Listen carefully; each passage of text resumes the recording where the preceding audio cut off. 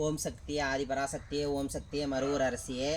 இப்போ ஏன் இந்த பதிவுக்கு வந்திருக்கிறேன்னா, என்ன டாட்டுனா, நம்ம ஓடுற பாதையில் வேகமாக ஓடுறதில் பொறுமையாக ஓடணும். புரியுதுங்களா?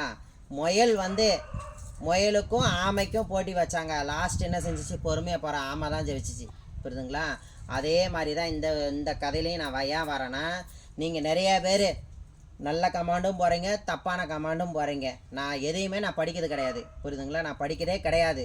நான் படிக்கிறதை விட்டுட்டு நமக்கு என்ன, நம்ம இலக்கு என்ன, குழந்தை இல்லாதவங்களுக்கு நிறைய பேர் குழந்தை இல்லாமல் ரொம்ப பேர் கஷ்டப்பட்டு என்கிட்ட வந்து பார்க்குறாங்க. என்னை வந்து பார்க்குறாங்க, நேரடியாக சந்தித்து, அம்மா குழந்தையிலம்மா உங்கள் நம்பர் தேடி ஃபோன் போட்டோம்மா, அம்மா எனக்கு இந்த பிரச்சனைகள் இருக்குது, அம்மா எங்கள் வீட்டில் இவ்வளோ பிரச்சனைகள் இருக்குது, அம்மா நான் இவ்வளோ கடன் வாங்கி வச்சுட்டு இப்படி இருக்கிறேம்மா, எனக்கு என் கணவனை விட்டு பிரிஞ்சிருக்கிறாருமா, எனக்கு எங்கள் வீட்டில் பிரச்சனையாக இருக்குதுமா, நான் பேசுகிறவரோடைய பிரச்சனைகள் இருக்குதுமா அப்படின்னு நிறைய டாட்டை எடுத்துன்னு வந்து என் முன்னாடி வைக்கிறாங்க.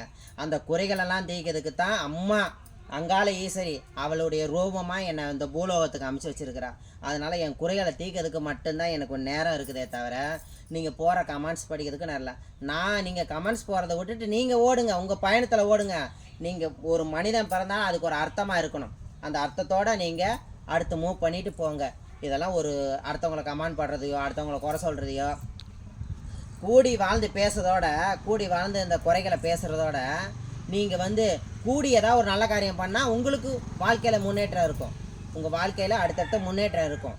நான் என்ன இதில் பதிவு விட்றேன்னா, அடுத்தவங்கள பேசுறதுனால உங்களுக்கு ஒன்றுமே வரப்போகிறது கிடையாது. புரியுதுங்களா? அவங்க இன்னும் உங்களால் வளர்ந்து தான் போவாங்க. ஒருத்தனை ஒளியால் தட்டத்தான் அது சிலை. புரியுதுங்களா?